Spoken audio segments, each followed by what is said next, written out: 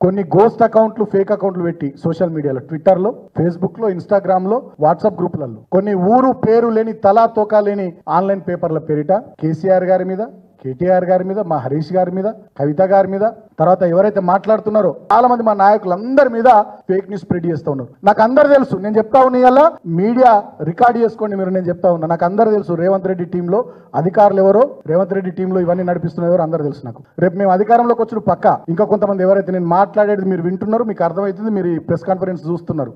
నేను చెప్తున్నా కేసీఆర్ కేటీఆర్ హరీష్ అన్న వాళ్ళు మిమ్మల్ని నిడిచిపెట్టినా నేను మిమ్మల్ని నిడిచిపెట్టా. అధికారంలోకి 4 రోజులు వెనక ముందు మేము వచ్చుడు పక్క మిమ్మల్ని నిడిచిపెట్టాం. రాజకీయాలు చేస్తే ఫేర్గా చేసుకుందాం. మీరు అధికార పక్షం, మేము ప్రతిపక్షం. మేము ప్రజల గురించి మాట్లాడతాం, ప్రజా సమస్యల గురించి మాట్లాడతాం.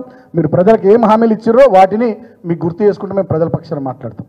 మీరు చేతనైతే పని చేయండి, సాతగాకపోతే గమ్మునుండండి తప్ప వ్యక్తిత్వాన్ని దెబ్బతీసే విధంగా మా నాయకత్వం మీద మా వాళ్ళ మీద బురద జల్లేటటువంటి ఫేక్ న్యూస్లు డ్రామాలు చేస్తే 1000% మీరు ఎవడెవడు పెడుతున్నా అని తెలుసు. మీ గొట్టపు ఛానళ్ళు, మీ గొట్టపు కథలు, మీ గొట్టంగాళ్ళు అందరూ తెలుసు. ఎవరిని వదిలిపెట్టాం, మిత్తి కాదు దానికన్నా ఎక్కువ ఇస్తాం. తర్వాత మళ్ళీ మమ్మల్ని తప్పుపట్టడానికి తెలంగాణ సమాజం కూడా వాళ్ళు కూడా ఏమనుకోరు. మేము కూడా ఓపికగా పద్ధతిగానే ఉంటున్నాం. కానీ మరి వ్యక్తిత్వాన్ని దెబ్బతీసే విధంగా ఇష్టం వచ్చినట్టు చేస్తే మాత్రం డెఫినెట్ గా మిత్తితో సహా ఇస్తాం. మీరు కొడుకులారు అనుకుంటున్నామో అమెరికాకు పోతాం, లండన్ పోతాం, దుబాయ్ పోయి దాక్కుంటాం. అధికారం పోయినాక గల్లవటి గుంజుకొస్తా బిడ్డ, అక్కడికి వెళ్ళి ఒక్కొక్కని గల్లవటి గుంజుకొస్తా వేరే దేశాలకు పోయినా. నేను సత్యాగ పురాతు నేను చెప్తున్నా, నేను ఉద్యమంలో 14 ఏళ్ళు పనిచేసినా, ఎన్నోసార్లు పోలీస్ దెబ్బలు తిన్నా, జైళ్ళకు పోయినా, నేను ఎవరినయ్యాక భయపడలే, అన్కాంప్రమైజ్డ్గా ఓట్లాడినా. రేవంత్ రెడ్డి కూడా తెలిసి విషయం. ఇప్పుడు మా టైం కాకపోవచ్చు, అది కూడా చెప్తున్నా, ఇప్పుడు మా టైం కాకపోవచ్చు. డైరీ మెయింటైన్ చేస్తున్నాం, అందరం మొత్తం రాసుకుంటున్నాం. అధికారులు అదేవిధంగా ఈ సోషల్ మీడియా గాళ్ళు అన్ని రాసుకుంటున్నాం, ఎవరిని వదిలిపెట్టాం. ఇష్యూస్ మీద మాట్లాడతాం, ఇష్యూస్ మీద ఫైట్ చేస్తాం. మీరు కూడా ఇష్యూ బేస్డ్గా ఉండుంటారు, మేము కాదంటలేము. కానీ మరీ పిచ్చి పిచ్చి చేస్తే మాత్రం ఊరుకునేది లేదని చెప్పి సందర్భంగా నేను హెచ్చరిస్తా ఉన్నా. ట్విట్టర్లో నేను చూపిస్తాను మీకు, ఒక గోస్ట్ ఐడి క్రియేట్ చేసిరండి ట్విట్టర్లో. దీని పేరు కాపాల కుక్క అని కేసీఆర్ గారు బొమ్మ పెట్టిరండి. దాంట్లో ఇష్టం వచ్చినట్టుగా బీఆర్ఎస్ పార్టీ నాయకుల మీద. ఇదేం పద్ధతి నాకు అర్థం కాదు. బీహార్ తరహా, ఉత్తరప్రదేశ్ తరహా రాజకీయాలు తీసుకొద్దాం అనుకుంటున్నారా తెలంగాణలో?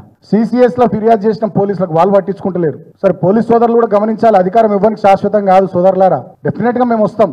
తర్వాత ఇంకా కొన్ని పుల్స్ ఆఫ్ తెలంగాణ అవో ఇవో ఇంకా కొన్ని గోస్ట్ ఐడీలు పెట్టి ఇష్టం వచ్చినట్టుగా. దేనికైనా లిమిట్ ఉంటుంది, పద్ధతి ఉంటుంది. ఇష్యూస్ మీద మాట్లాడదాం, విషయాల మీద మాట్లాడదాం, విధానాల మీద మాట్లాడదాం, అంతే తప్ప ఈ రకంగా వ్యక్తిత్వాన్ని దెబ్బతీసే విధంగా ఇది కరెక్ట్ పద్ధతి కాదని చెప్పి నేను కోరుతా ఉన్నా. యథా రాజా తదా ప్రజ అన్నట్టు అయిపోయింది. రేవంత్ రెడ్డి మైక్ దొరకంగానే పూనకం వచ్చినట్టు లాగుల తొండలు జొరగొడతా, మెడల పేగులు వేసుకుంటా అనేటటువంటి విషయాలు ఆయన మాట్లాడుతున్నాడు కాబట్టి కింద అట్లా తయారైందని నేను అనుకుంటున్నా. కాబట్టి ఇటువంటి పద్ధతి మార్చుకోవాలని చెప్పి నేను కాంగ్రెస్ పార్టీని, రేవంత్ రెడ్డిని కోరుతా ఉన్నా.